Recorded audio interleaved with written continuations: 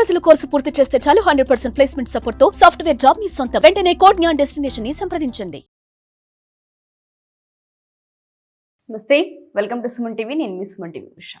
చాలా మంది జాతకరీత్యా కనుక మనం చూస్తే రాసుల వారీగా 12 రాసుల వరకు అసలు ఏ విధంగా ఉండబోతుందో అడుగుతూ ఉంటుంటారు. ప్రతి సంవత్సరం కూడా మార్పులు ఏ విధంగా ఉంటుంటాయి, వ్యాపారంలో అయినా, ఉద్యోగంలో అయినా, సంతానంలో అయినా, వివాహం విషయంలోనైనా, లేదు అంటే కొంతమంది ప్రేమ వ్యవహారాలకు సంబంధించి కూడా అడుగుతూ ఉంటుంటారు.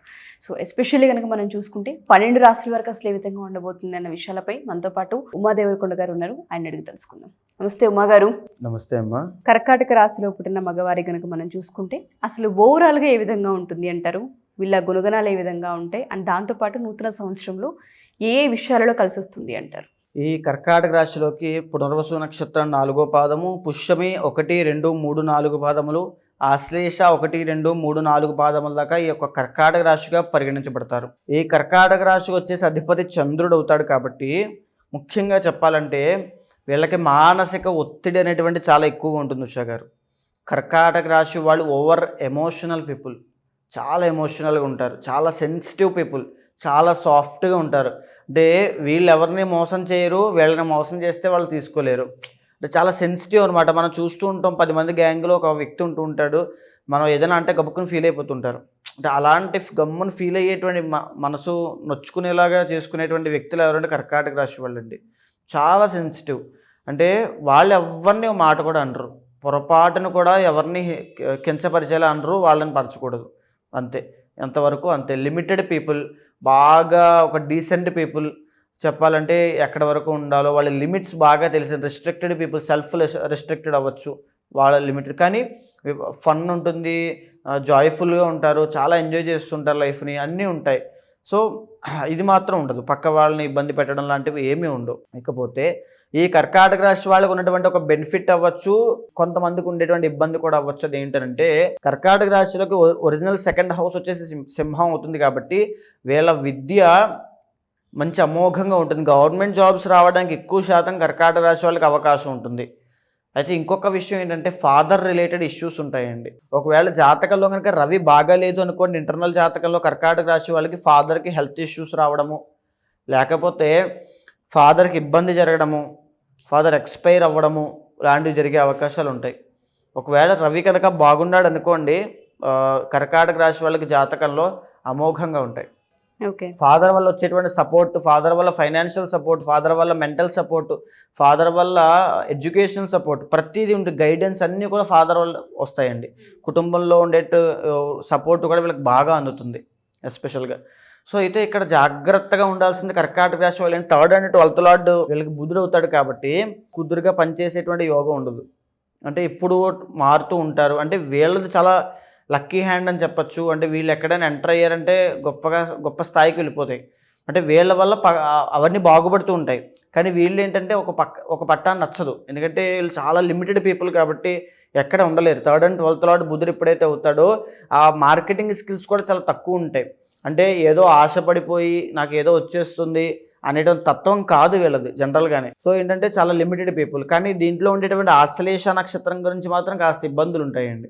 ఎందుకంటే ఆశ్లేష నక్షత్రానికి కాస్త సపరేట్గా ఉంటాయి. ఎందుకంటే సర్ప నక్షత్రం కాబట్టి వాళ్ళ జీవితంలో కాస్త ఇబ్బందులు అనేవి ఉంటాయి. మన ఆశ్లేష గురించి మాట్లాడుకున్నప్పుడు చెప్పాము ఆల్రెడీ. సో దానికి మాత్రం కాస్త ఇబ్బందులు ఉంటాయి. దానికి కోపం ఎక్కువ ఉంటుంది వాళ్ళకి, ఆ నక్షత్రం వాళ్ళకి. వాళ్ళతో మాట్లాడేటప్పుడు కూడా చాలా జాగ్రత్తగా మాట్లాడాలి. సో ఇవన్నీ ఆశ్లేష నక్షత్రం వాళ్ళకు ఉంటాయి. ఇక పుష్యమి నక్షత్రానికి వచ్చేసి కర్కాటక రాశిలో ఉన్నటువంటిది ఓవర్ కేరింగ్ పీపుల్, చాలా ధార్మికమైన వాళ్ళు, స్పిరిచువల్ పీపుల్, వాళ్ళు కారణ జన్ములు అని చెప్పచ్చు. పుష్యమి నక్షత్రంలో జన్మించిన వాళ్ళు ఈ కర్కాటక రాశి వాళ్ళు ముఖ్యంగా జాతకంలో, ఇంటర్నల్ జాతకంలో కనుక కుజుడు యోగిస్తూ ఉన్నాడు అనుకోండి, రియల్ ఎస్టేట్ వ్యాపారంలో చాలా అద్భుతంగా రాణిస్తారు, కన్స్ట్రక్షన్ ఫీల్డ్లో రాణిస్తారు, రైల్వే డిపార్ట్మెంట్స్లో. ఇందాక నేను 2nd హౌస్ రూల్ చేసేది రవి కాబట్టి గవర్నమెంట్ జాబ్స్ చాలా అద్భుతంగా వీళ్ళకి వస్తాయని చెప్పానండి. రైల్వే డిపార్ట్మెంట్లో ట్రై చేస్తే చాలా ఫాస్ట్గా వస్తాయి, ఎలక్ట్రికల్ డిపార్ట్మెంట్లో చాలా ఫాస్ట్గా వస్తాయి, ఫైర్ ఇంజిన్ డిపార్ట్మెంట్లో వస్తాయి, పోలీస్ డిపార్ట్మెంట్లో వస్తాయి, ఆర్మీలో వస్తాయి, సోల్జర్స్ కింద సెంట్రల్ గవర్నమెంట్ జాబ్స్ వస్తాయి, సోషల్ వెల్ఫేర్ జాబ్స్ వస్తాయి. కుజుడు కాబట్టి సాఫ్ట్వేర్ ఇంజనీర్లు, తర్వాత చెప్పాలంటే ఐఐటి ప్రొఫెషనల్స్, తరువాత ఇంకా చెప్పాలి మ్యానుఫ్యాక్చరింగ్ యూనిట్స్ అండి. అంటే వీళ్ళకి అద్భుతమైన కెరీర్ అనేటువంటిది ఉంటుంది. సో కానీ కష్టపడుతూ ఉంటుంది. సో అది ఈజీ జాబ్ ఏం కాదండి, చాలా టఫ్ జాబ్ అయి ఉంటుంది. కష్టపడి పనిచేసేటువంటి కార్మికుడి దగ్గర నుంచి అక్కడ మనకి బార్డర్లో కాచేటువంటి సైనికుడి దాకా ఈ టఫ్ జాబ్స్ ఏవైతే ఉంటాయో ఇవన్నీ కూడా కర్కాటక రాశి వాళ్ళకి అద్భుతంగా షూట్ అవుతాయి. సో వీళ్ళు కూడా వాటిలోకి వెళ్ళడానికి ఇష్టపడతారు. సో ఉండడం చాలా సాఫ్ట్గా ఉన్నప్పటికీ కూడా అలాంటి జాబ్స్ చేయడానికి చాలా ఇష్టపడుతుంటారు. వాళ్ళ యొక్క పోరాట పటిమ కానీ శక్తి సామర్థ్యాలు కానీ ఆ రేంజ్లో ఉంటాయి.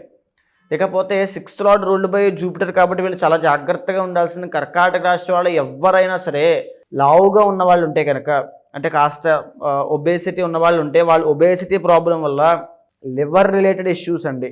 నిజానికి కర్కాటక రాశి వాళ్ళకి ఏదైనా వ్యసనాలు ఉన్నాయి అంటే వాళ్ళు దీర్ఘకాలిక ఆరోగ్య సమస్యలు ఇబ్బంది పడతారు. ఇంకా కంప్లీట్గా జీవితాంతం మెడికేషన్ వాడుకుంటూ ఉండడమే వాళ్ళ పని. ఓకే, అంత జాగ్రత్తగా ఉండాలి. లివర్ రిలేటెడ్ ఇష్యూస్ వస్తాయి, ఫ్యాటీ లివర్ వస్తుంది, డయాబెటీస్ కూడా వస్తుంది. గురుడు జూపిటర్ సిగ్నిఫైస్ డయాబెటీస్ అండి. చాలా జాగ్రత్తగా ఉండాలి. సో ఈ 3 విషయాలు ఖచ్చితంగా కర్కాటక రాశి వాళ్ళకి ఎఫెక్ట్ అవుతాయి, ఇది మాత్రం గుర్తుపెట్టుకోండి. అయితే ఇక 7వ స్థానం వచ్చేసి వీళ్ళకి మకరం అవుతుంది. ఎక్కువ శాతము ఈ యొక్క కర్కాటక రాశి వాళ్ళు మ్యారీడ్ లైఫ్లో ఇబ్బందులు పడతారు. ఈధర్ ఆడవాళ్ళైనా మగవాళ్ళైనా. మగవాళ్ళకి కూడా సప్తమ అష్టమాధిపతి ఈ శని అవుతాడు కాబట్టి ఖచ్చితంగా మ్యారీడ్ లైఫ్లో ఇష్యూస్ ఉండేటువంటి అవకాశాలు ఉంటాయి. ఈ కర్కాటక రాశిలో జన్మించిన వాళ్ళకి 36 సంవత్సరాల లోపు, బాగా గుర్తుపెట్టుకోండి, 36 సంవత్సరాల లోపు వీళ్ళకి ఒక ప్రాణగండం ఉంటుంది. అష్టమం రూల్డ్ బై శని అండ్ కుంభ శని దుర్లభ అని మనం శాస్త్రం చెబుతుందండి. 36 సంవత్సరాల లోపు వీళ్ళకి ఒక ప్రాణగండం ఉంటుంది. ఏదైనా యాక్సిడెంట్ అవ్వచ్చు, ఆరోగ్య సమస్య అవ్వచ్చు, ఏదైనా గొడవలో తగాదాలు అవ్వచ్చు, వాట్ నాట్ ఏదైనా అవ్వచ్చు. వాళ్ళ యొక్క దశాంతర దశలు ఇంటర్నల్ జాతకం ఆధారంగా అది తెలుస్తుంది. వాళ్ళకి ఖచ్చితంగా ప్రాణగండం అనేటువంటిది ఉంటుంది. ఇక 7వ స్థానం శని కాబట్టి వీళ్ళు పెళ్ళైన తర్వాత మేజర్గా చెప్పాలంటే ఇండివిజువల్గా భార్యను తీసుకొని దూరంగా వెళ్ళిపోవాలి. వీళ్ళ మ్యారీడ్ లైఫ్ బాగుండాలంటే ఇంట్లోనే అక్కడే ఉంటే కాస్త ఇబ్బందులు వస్తాయి. సో 1 or 2 years ఖచ్చితంగా ఇబ్బందులు ఉంటాయి ఉషా గారు మ్యారిటల్ లైఫ్లో ఖచ్చితంగా ఉంటాయి. ఇక వీళ్ళకి కనుక కర్కాటక రాశి వాళ్ళకి అబ్బాయి పుట్టేటువంటి యోగం ఎక్కువ శాతం ఉంటుంది. అబ్బాయి కనుక నిజంగా పుట్టాడంటే ఏ జ్యేష్ఠ నక్షత్రంలోనో చాలా అద్భుతంగా ఉంటుంది. చాలా అద్భుతంగా ఆ అబ్బాయి కూడా, పుత్రుడు కూడా మంచి దాంట్లోకి వెళ్తాడు. బేస్డ్ ఆన్ ఇంటర్నల్ జాతకం మీద ఆధారపడి ఉంటుంది. ఇక మేజర్గా చూసుకుంటే ఈ 2025వ సంవత్సరంలో ఈ కర్కాటక రాశి వాళ్ళకి ఈ యొక్క 25లో చాలా ట్రాన్సిట్లు జరగబోతున్నాయండి. అంటే మార్పులు, చలనం జరగబోతుంది గ్రహాల్లో. శని చూసుకుంటే కనుక మనకి కుంభం నుంచి మీనంలోకి మారబోతున్నాడు. వృషభంలోంచి మిథునంలోకి గురుడు మే 15వ తారీఖు తర్వాత మారబోతున్నాడు. మే 18 తర్వాత మీనంలోంచి కుంభంలోకి రాహు మారబోతున్నాడు.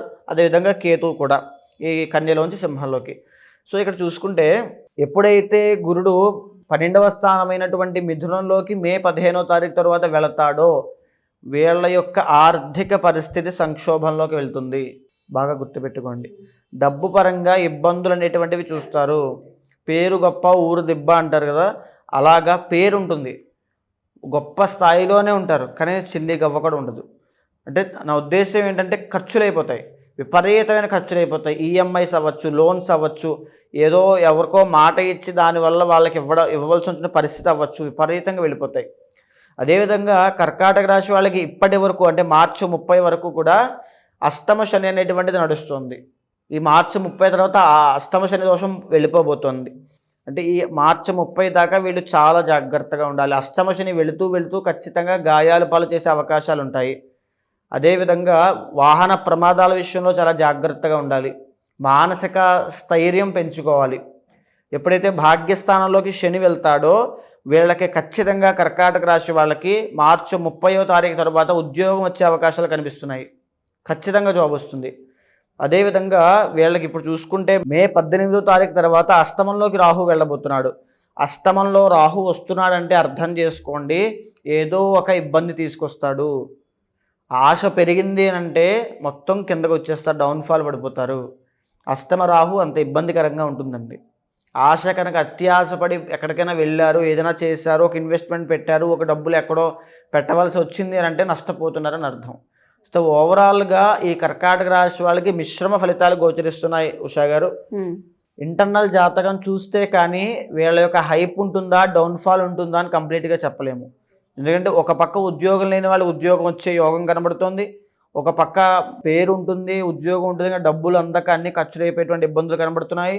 ఒక పక్క అత్యాశకు వెళ్ళి నష్టపోయేటువంటి ఇది కనబడుతుంది, ప్రాణ సో ఈ నష్టం ప్రాణ కనిపిస్తుంది. నష్టం కనబడుతోంది.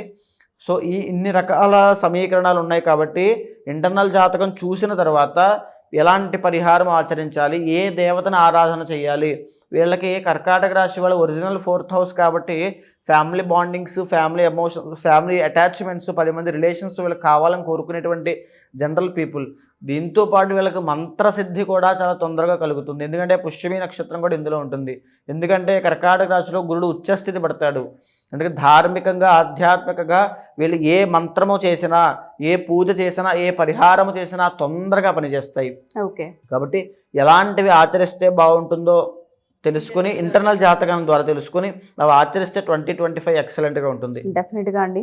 సో ఎవరైతే కర్కాటక రాశిలో పుట్టిన మగవారు ఉంటూ ఉంటారో, ప్రత్యేకించి వివాహ విషయంలోనూ అండ్ దాంతోపాటు హెల్త్కి సంబంధించి, ఆర్థిక విషయాలకు సంబంధించి కొన్ని ఇబ్బందులు కనిపిస్తూ ఉన్నాయి కాబట్టి, సో ఇది ఎంతవరకు మీ అంతర్గత జాతకానికి లింక్ అయి ఉంది, సో మీ విషయాలలో కనుక ఏ ఏ విధంగా కలిసి వచ్చే అవకాశాలు ఉన్నాయన్న వాటిపైన మీరు ఒకసారి తెలుసుకోవాలి అనుకున్నా, లేదా అప్రోచ్ అవ్వాలి అనుకున్నా, బిజినెస్కి సంబంధించి, ఆర్థిక విషయాలకు సంబంధించి, హెల్త్కి సంబంధించి, వివాహానికి సంబంధించి కూడా కలహాలు కనిపిస్తూ ఉన్నాయి కాబట్టి పరిహారాల గురించి అడగాలి అనుకున్నా కింద స్క్రోల్ అవుతున్న కాంటాక్ట్ నెంబర్ని కాంటాక్ట్ చేయొచ్చు. థ్యాంక్ యూ ఉమా గారు, థ్యాంక్ యూ సో మచ్. నమస్తే.